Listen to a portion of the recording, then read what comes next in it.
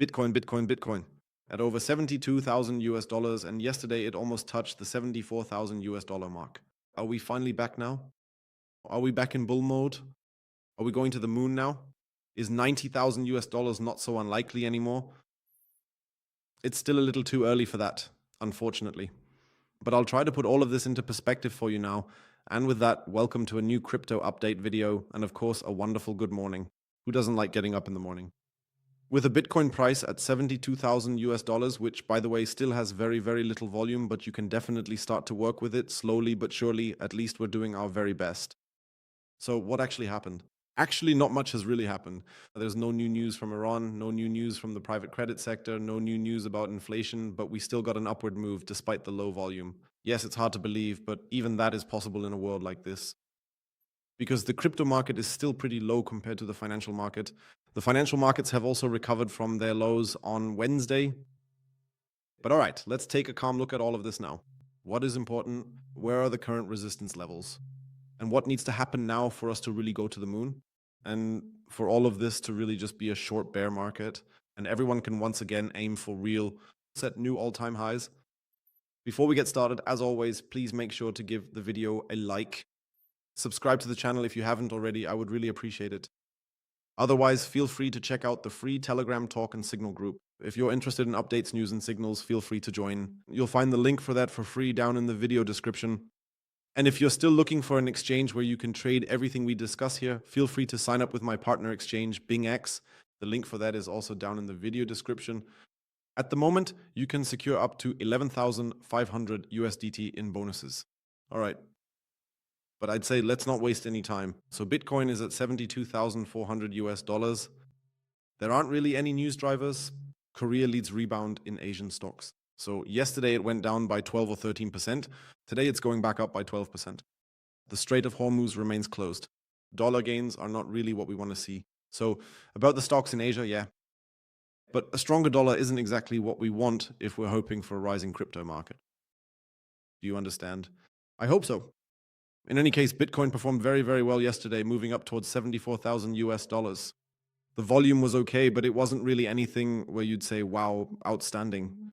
Let's switch to the 1 hour time frame and take a look at the whole thing. You can see actually 2 peaks here were enough, each with a bit more volume to push the markets upward. At the same time, if we turn on the indicator, we've left quite a few vectors behind. But what I pay much, much more attention to is, at the moment, is the daily time frame. On the daily, as you might remember, I had this down here. I've just moved the B variant over here because in the end, it's the same path. This was roughly our target to grab the liquidity above here. One positive thing to note right away is that at $72,200, we at least had a daily close above this last wick. That's positive. On the negative side, however, we only filled the red vector candle here with the wick again. Do we see any parallels here? Looking at the last rally, yes, we had a similar picture there where we also had a higher high. And then up here with the vectors, we only filled about 50% again, and then the turnaround came. This picture resembles the B wave we had back then, just like here. We're trying to sweep up the liquidity at the top again. That's just not what I want to see. Ideally, I always want to see lower lows so that we sweep up the liquidity from below and then form a range, just like we've seen time and again in previous dumps. Lower, lower, lower, lower, lower, and then bam to the moon. At least that's how it feels. And we've seen that over and over again, even during that lengthy accumulation phase in March 2024. Again and again, lower lows, liquidity was absorbed. Never was the liquidity taken from above because that's where the short liquidity lies, which would ultimately push the markets back down again and again from below so that you never get your hopes up. Oh no, now it's over. And now we're seeing exactly the opposite happening again. We're almost seeing a repeat of that lengthy phase here at the beginning of the year, or rather at the end of last year before the next sell-off came. So that's definitely something we need to keep an eye on. At the same time, we are still below the 50 EMA. That's this blue line here, which is still marked as resistance. Point number 2, I already posted this in the Telegram group yesterday. This is our fractal. So what has accompanied us very faithfully up to now fits perfectly one-to-one in this phase as well. It actually predicted this move here again. We had this sell-off here, then this consolidation, and now this move upwards. The next few days will show what happens. For me, this is exactly the phase right now. Will the fractal become invalid? Will the USDT dominance? Let's take a quick look at that as well. There we also have a fractal, and it still has the 50 EMA here as support. It could now continue to rise here. So here too, it will now be decided whether our USDT fractal will be invalidated for now or whether it will continue, just like our Bitcoin fractal. If both are gone, we might really have the chance that this whole movement, and for those of you in the live stream, you already know, or rather we look at this quite often, that my count is actually the ABC. The idea of moving upwards would actually be possible. That means, let's say 80 to 90,000 wouldn't really surprise me, but the pattern here just wouldn't fit. That's why I still assume, for me, my priority scenario is to go down again, make a lower low bullish divergence, possibly even on the daily or on the weekly chart. And then comes this relief rally. Then we can also talk about it because yesterday we had some discussions in the group that this whole ABC movement was only an A. The B moves up and then the C becomes significantly worse. But in my opinion, it's still too early for that at the moment. We're right in that phase right now. Fractal, yes or no? Decision, yes or no? We're exactly at the resistance. In my opinion, the volume is still a bit too low. Then let's take a quick look at high block. The liquidity at the top has been taken out, and to the downside, 65,000. This thick cluster still remains, and also around the 55,000 US dollar mark. At the same time, let's take a quick look at the spot order book. There's a bit more volume coming in again. So since yesterday there were especially massive sell-offs. I think I didn't post it in the regular Telegram group yesterday. I have to check if I posted it on Twitter. But yesterday, for a short time, we had 40 to 50 million in sell-off volume. Well, I only posted the fractal there. That's a shame. What came in and spot volume in the buying area, so in the bids area, wasn't that much anymore. That means we're simply in this phase right now, make it or break it. So do it or leave it as it is. And we'll see how that plays out in the next few days. What's important today, we still have initial and continuing jobless claims, unemployment benefits, productivity outside of agriculture. And tomorrow it gets really exciting because that's when the unemployment rate and employment numbers, so non-farm payrolls, are released. And then also the average hourly wages. And by the way, tonight at 7 p.m. there's a live stream where we'll review everything again. We'll discuss everything very calmly and thoroughly.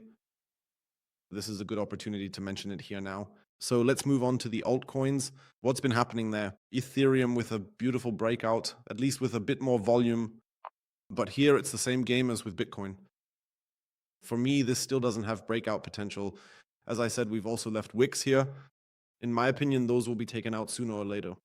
Solana also reminds me one-to-one really exactly of the last phase up here. Again, here, this liquidity, here the liquidity was swapped, and here as well. If it goes down now, it honestly wouldn't surprise me at all if this really plays out exactly the same way. It's the same repetition. The positive thing is that here things are being managed much more quickly. So here it was really just 1 month. In that case, this wick would be enough and there would not be another massive drop. So we could assume that this would be a wave 5 that will not be as bad. And then you'll all get your relief rally. That would still be my priority signal, or rather my number one priority. Then the dollar continues to rise. As I said, keep an eye on the carry trade risk here. At the moment, not much is really happening yet, but the US dollar remains very strong. And what also surprised me again is that gold and silver are still holding up. Silver is a bit weaker, but gold remains extremely strong. That's unusual considering we have a very strong dollar, especially since the war should actually be priced in by now. We have the vectors up here pointing upwards, really targeting the dollar exactly at $5,400. That means the B wave could now also be in place for the time being for us. So that means it could be completed. And now we'll see. Will gold crash? If it does, then we really have a chance that this whole issue of uncertainty will be washed out a bit. If gold continues to rise, then we know that uncertainty is still far from leaving the market. That's something to keep an eye on as well. That means we still need to keep an eye on several markets in order to get an overall picture of what's really happening in the markets, or rather what the coming weeks and months might bring us. The 13th. Markets, DAX. I already posted it yesterday in the Telegram group for you guys. Where did I post it? Here, for those who went long in the stream yesterday, that is on Tuesday, with the DAX, you should definitely take profit here now. And also close the trade. At the very least, move the stop loss to entry. That means we've now got our recovery in here for the time being. The ABC should be over. Now, if we break this down a bit on the 4-hour chart, depending on how it looks, we might already be in wave 1 here, right in it. Or that this was wave 1, then wave 2, and now we're in wave 3, moving within it. That means an upward movement here is not exactly unlikely. Dow Jones, once again, pretty weak. NASDAQ still in the range. S&P 500 still in the range, and no volume. Difficult, everything, even though we've managed to hold up positively here again, let's say, here with the S&P 500 once more above our support level. In the end, not much has really happened. The volatility index is still at a very, very high level, which is a bit suspicious considering everything is rising again. But as I said, these are all hedge positions. You sell when it's high, you buy when it's low. That's basically the simplest way to put it. And in the end, that applies to crypto as well as, of course, to the stock market. But as long as the volatility index is still on the rise here, I would just be extremely cautious. There are plenty of buy the dip opportunities. Take Microsoft as an example, which has seen a bottom with a 30% drop. Okay, DCA in, Tesla when it dropped, Amazon when it dropped, and now they've recovered again. Perfect, yes, also in our gray zone, down 24.9%. There were enough companies where you could at least buy the dip.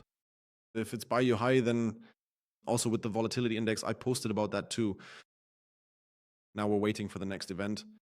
It will definitely happen again with a high degree of certainty. Something will come up again somehow. We're just waiting for the right one. That's it from my side for now, or rather for today's update video. We'll hear from each other again this evening at 7 p.m. for the live stream. I'm definitely looking forward to it. Otherwise, I'd say feel free to leave a like on the video. Subscribe to the channel if you haven't already. That supports me the most. And otherwise, I'd say this evening, exactly at 7 p.m. on YouTube, on Twitch, and anywhere else you want to watch me, I'd be absolutely delighted. That's it from me. I wish you all a wonderful and successful day. Until then, ciao, ciao. And as always, stay crazy.